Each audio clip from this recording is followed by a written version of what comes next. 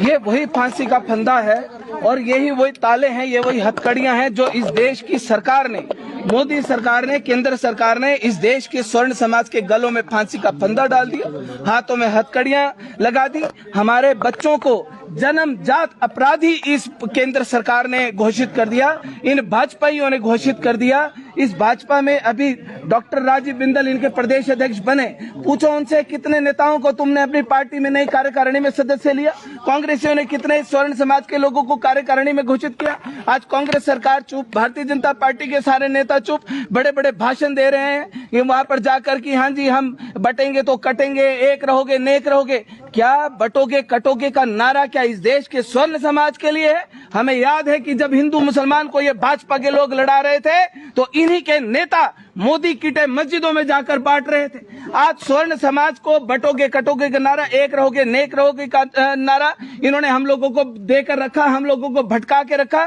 पीछे से पूरा देश, पूरा सनातन मकर संक्रांति मना रहा था, लोहड़ी मना रहा था और पीछे से इन्होंने हमारे बच्चों की गर्दनों के ऊपर तलवारें चला दी। अब क्या हमारे बच्चे स्कूल कॉलेज जाएंगे? क्या जाति पूछकर वो डेस्क के ऊपर बैठेंगे? हम एज ए पेरेंट्स हम फ्री थे कि हमारे बच्चे, हम अपने बच्चों को कॉलेज में भेजेंगे, वो सुरक्षित जाएंगे, सुरक्षित आएंगे। अब क्या हम अपने बच्चों को जेलों में मिलने जाएंगे? ओबीसी का कार्ड भारतीय जनता पार्टी ने, नरेंद्र मोदी की सरकार ने खेला।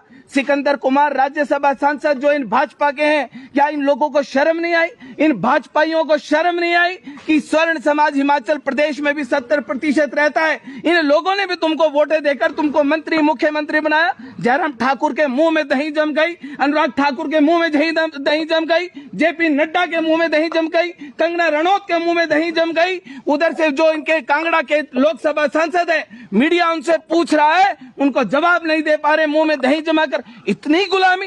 एक तरफ अनुराग ठाकुर को डायनामिक युवा नेता कहा जाता है और वही अनुराग ठाकुर डायनामिक युवा नेता बनके युवाओं की गर्दनें काट रहा है।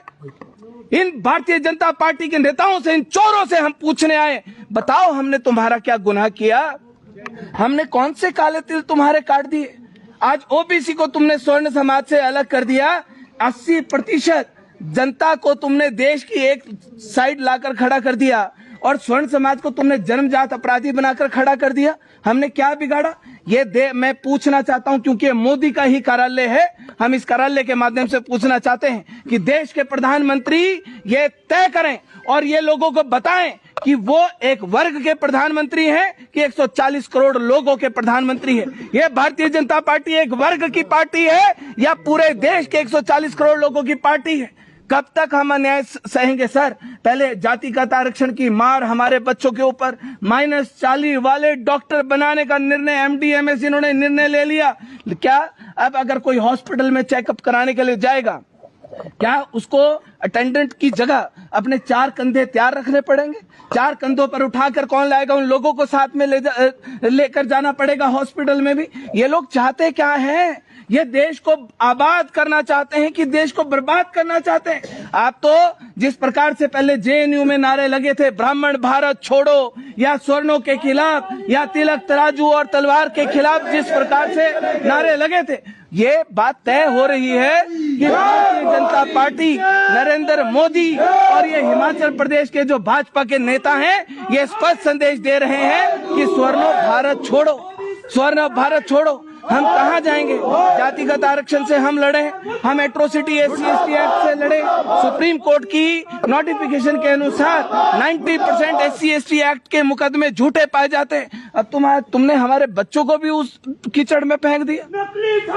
एक बार भी इन लोगों को शर्म नहीं। आज हम लोग यहाँ पर आए हैं साहब। क्या लगता है कि अमित जी जातिवाद है किस तरह से खत्म कर सकते हैं? सभी को, आपका सही कहना है कि सभी को समान अधिकार होना चाहिए, सभी को जीने का होना चाहिए, अड़चन नहीं होनी चाहिए। कैसे हम आपकी क्या पहल रहेगी? आप राजीव जी, हमने तो कहा इन सरकार को, देखो मैं तो, मेरी पार्टी सत्ता में नहीं है ना, मैं सत्ता में हूं। मेरी पार्टी हिमाचल प्रदेश में तीसरे विकल्प के लिए संघर्ष कर रही है और जिस दिन हम सत्ता में आएंगे उस दिन करेंगे।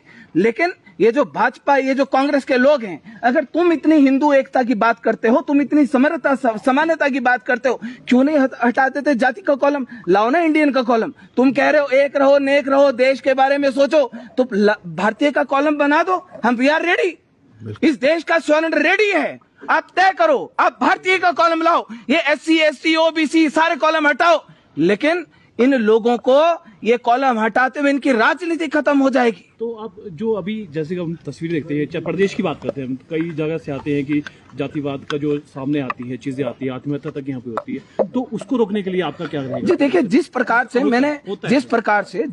से अगर भारतीय का कॉलम लाते सारा जातिवाद खत्म, और जिस प्रकार से स्वर्ण समाज के लोगों के साथ अन्याय होता है, उन लोगों को झूठे केसों में फंसाया जाता है। सर हमारे तो 1100 के ऊपर कंप्लेंट कर देता है, हमारे लोगों को तो गिरफ्तार कर लेते हैं, झूठा मुकदमा साबित होता है, उसके बाद क्या एक्शन होता है। आज इस प्रकार से UGC लाए, जनरल कैटेगरी के लोगों को उस कमेटी में नहीं रखा, 31 लोगों की कमेटी है, सारे के सारे ये लोग हैं SC ST OBC माइनॉरिटी, उसमें दिव्यांग के लोग हैं, महिलाओं के लोग हैं, जनरल कैटेगरी के लोग कहाँ हैं उस कमेटी में? अगर जनरल कैटेगरी की लड़की के साथ कोई लड़की को कल को प्रपोज करके चले जाएगा, वो मना कर देगी, उसके ऊपर झूठा केस लग जाएगा, उसकी सुनवाई कौन करेगा? ये तो साहब मना कर रहे, भैया तुम्हारे लिए कोई स्थान नहीं, तुम्हारे लिए कोई जगह नहीं।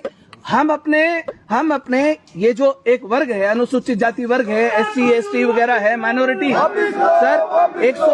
सर इस देश के 545 सांसद इन लोगों के लिए काम कर रहे हैं। इस देश की जितनी सरकारें हैं, विधानसभाएं हैं, मुख्यमंत्री, वो सब तो इनके लिए काम कर रहे हैं।